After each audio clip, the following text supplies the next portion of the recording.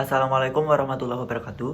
Kali ini kami akan mempresentasikan hasil tugas mata kuliah pengembangan masyarakat, yaitu pengembangan masyarakat di Desa Beringin, Kecamatan Alak. Sebelumnya, kami beranggotakan Syarbiatul Uzma, Ribda Usna Fadia, Nurul Azmi, dan Muhammad Ainuddin Ismadi.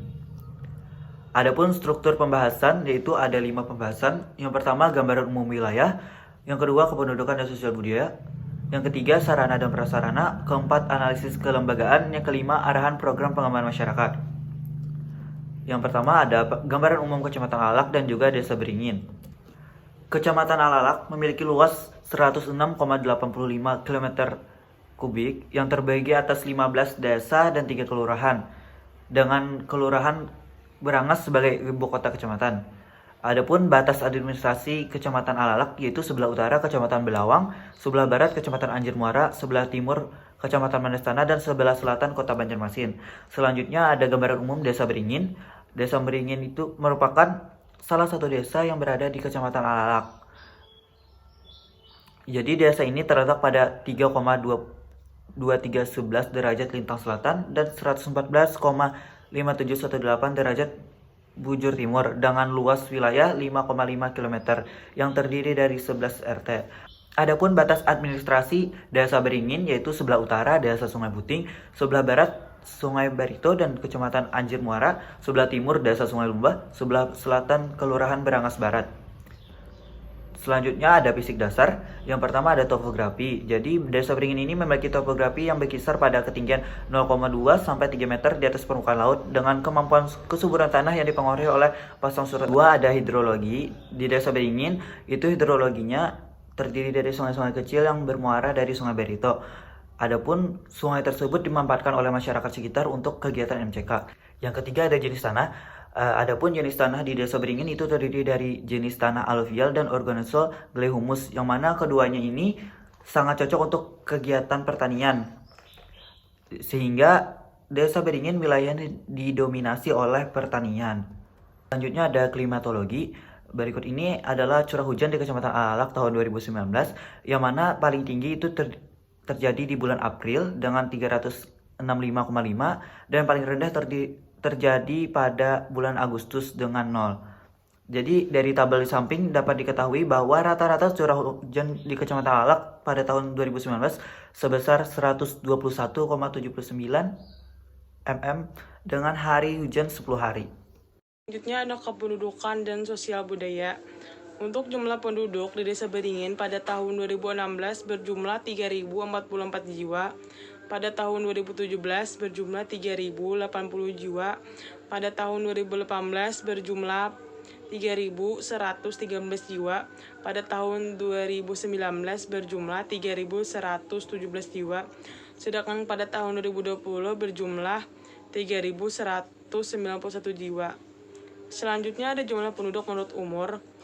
Desa Beringin, kelompok umur dengan usia 15 sampai 19 tahun itu berjumlah 892 jiwa, sedangkan kelompok umur yang paling sedikit adalah kelompok umur dengan usia 5 sampai 9 tahun, yaitu dengan jumlah penduduk 58 jiwa. Selanjutnya ada jumlah penduduk menurut pendidikan. Untuk tidak tamat sekolah dasar itu berjumlah 80 jiwa, tamat sekolah dasar 59 jiwa, tamat SLTP sederajat itu 54 jiwa, tamat SLTA sederajat 39 jiwa, tamat akademi atau diploma 9 jiwa, dan tamat sarjana 7 jiwa. Di Desa Beringin, jumlah penduduk menurut pendidikan memiliki riwayat pendidikan sampai dengan jenjang S1. Selanjutnya ada jumlah penduduk menurut mata pencaharian. Dari tabel di atas dapat diketahui, di Desa Beringin, untuk jumlah penduduk menurut mata pencahariannya didominasi oleh petani, karena di Desa Beringin itu kondisi existingnya untuk lahan didominasi oleh lahan pertanian. Selanjutnya ada sosial budaya.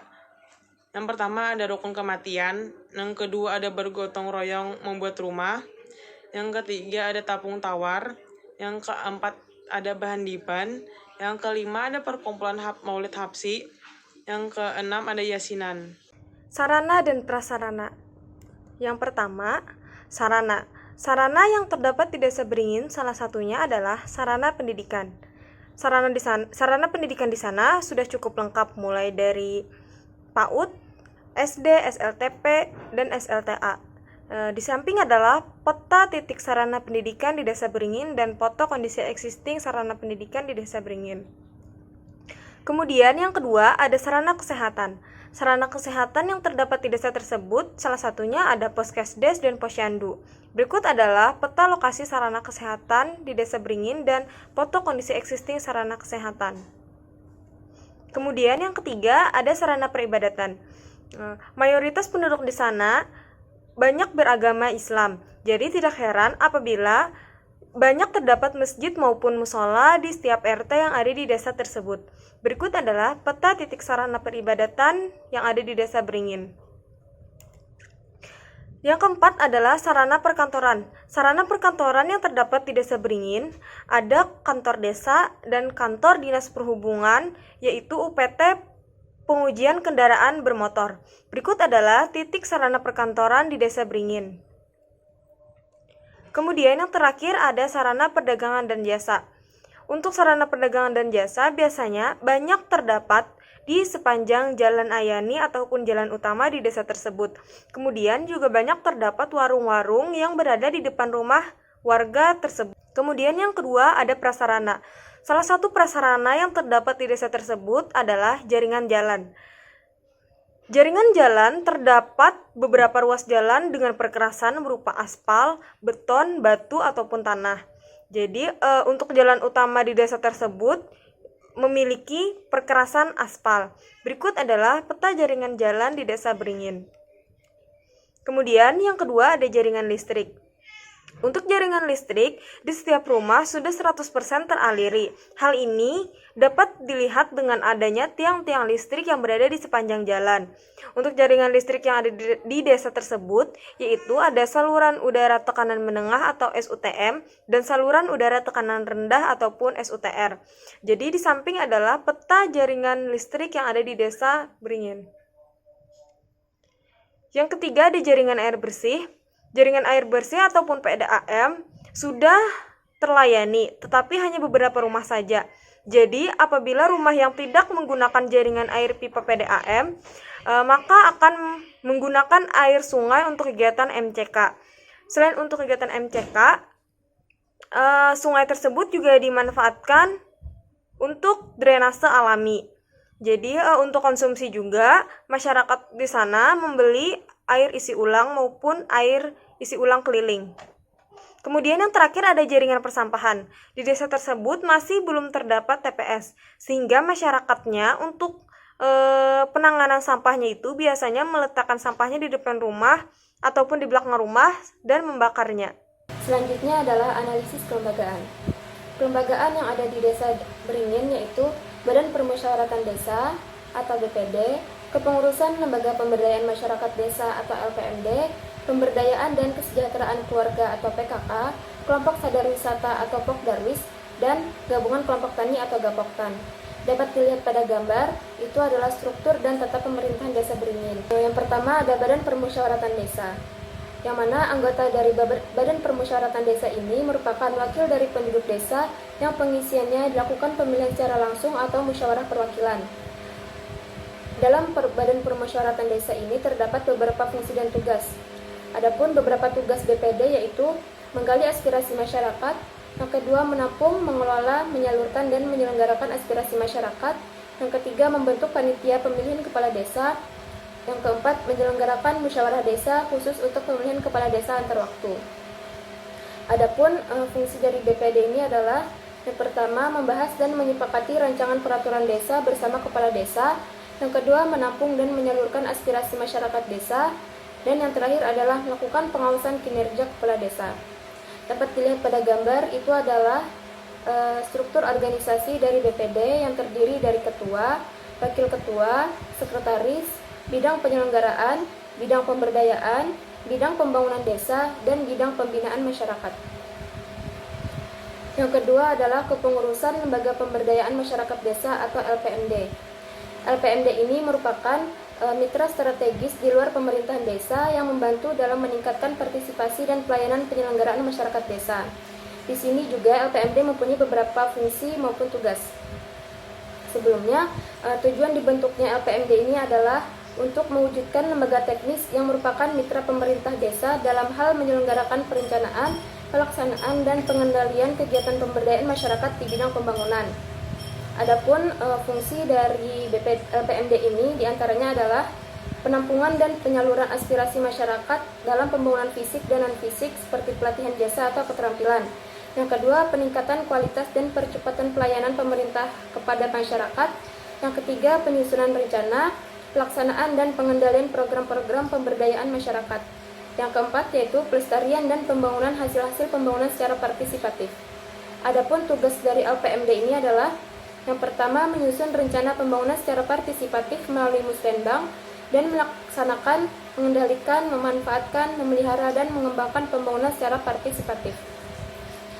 Dapat dilihat dalam tabel itu adalah struktur organisasi dari LPMD yang terdiri dari ketua, bendahara, sekretaris, dan anggota. Untuk kelembagaan berikutnya adalah PKK atau Pemberdayaan Kesejahteraan Keluarga.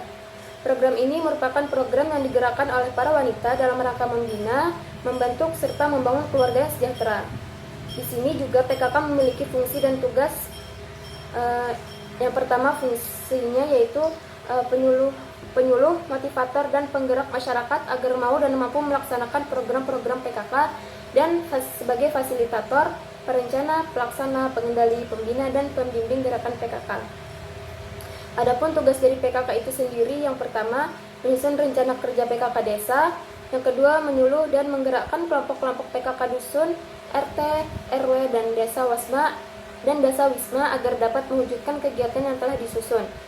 Yang terakhir, berpartisipasi dalam pelaksanaan program instansi yang berkaitan dengan kesejahteraan keluarga di desa. Berikut adalah tabel struktur organisasi PKK yang ada di Desa Beringin, yang terdiri dari ketua, bendahara, sekretaris, Pokja 1, Pokja 2, Pokja 3, dan Pokja 4. Kemudian kelembagaan berikutnya adalah kelompok sadar wisata atau yang lebih sering dikenal dengan Pokdarwis. Seperti kita tahu bahwa Desa Beringin ini memiliki potensi wisata berupa Pulau Bakut dan wisata budidaya madu kelulut. Pulau Bakut adalah pulau khusus maskotnya Kalimantan Selatan yakni Bekatan yang sudah dinyatakan terancam punah. Lokasi persisnya berada di bawah jembatan Barito. Jika ingin berwisata ke lokasi ini, harus menyeberangi aliran sungai Barito untuk bisa sampai di wisata alam Pulau Bakut dengan menggunakan perahu tradisional atau yang lebih sering disebut klotok oleh warga setempat. Tujuan dibentuknya Pokdarwis ini adalah yang pertama, meningkatkan posisi dan peran masyarakat sebagai subjek atau pelaku dalam pembangunan kepariwisataan. Yang kedua, membangun dan menumbuhkan sikap dan dukungan positif masyarakat sebagai tuan rumah melalui perwujudan nilai-nilai sabta pesona bagi tumbuh dan berkembangnya kepariwisataan di daerah dan manfaatnya bagi pembangunan daerah maupun kesejahteraan masyarakat.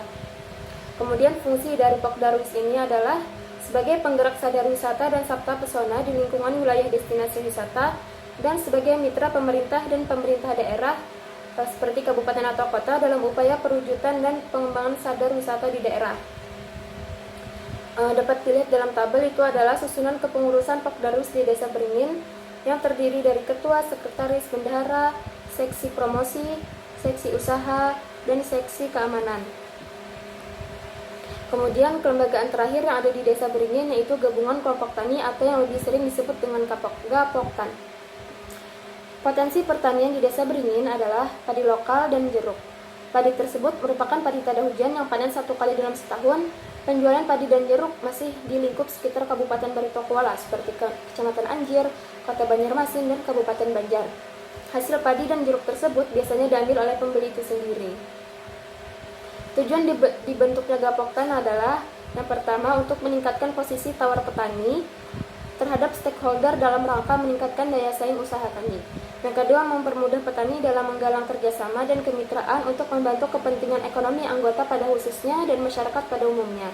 Yang terakhir, memajukan kesejahteraan anggota pada khususnya dan masyarakat pada umumnya, serta ikut meningkatkan perekonomian masyarakat. Adapun fungsi dibentuknya Gapoktan ini adalah merupakan satu kesatuan unit produksi untuk memenuhi kebutuhan pasar.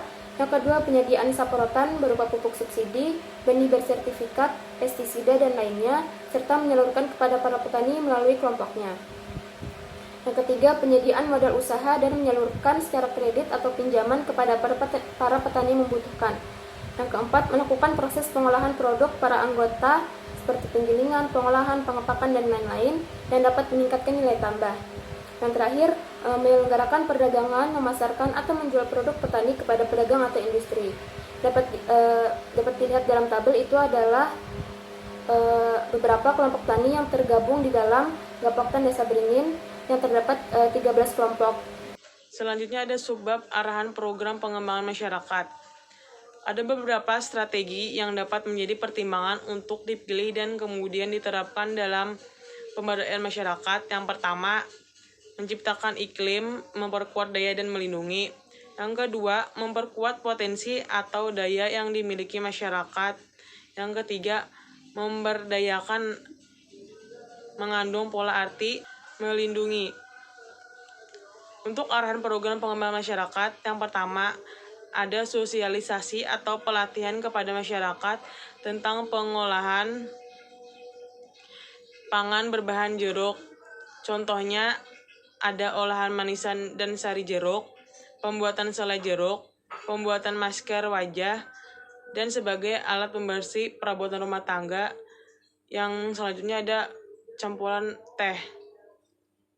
Ini ada beberapa ilustrasi hasil olahan dari jeruk, bisa dilihat. Yang kedua, membuka stand sebagai pusat oleh-oleh. Yang ketiga, ada pembangunan sarana prasarana penunjang untuk pariwisata di Desa Beringin. Yang keempat, ada memberdayakan masyarakat yang berada dalam usia produktif, karena kebanyakan masyarakat yang berusia produktif dinilai lebih berkompeten. Sekian presentasi dari kami. Apabila ada salah mohon dimaafkan.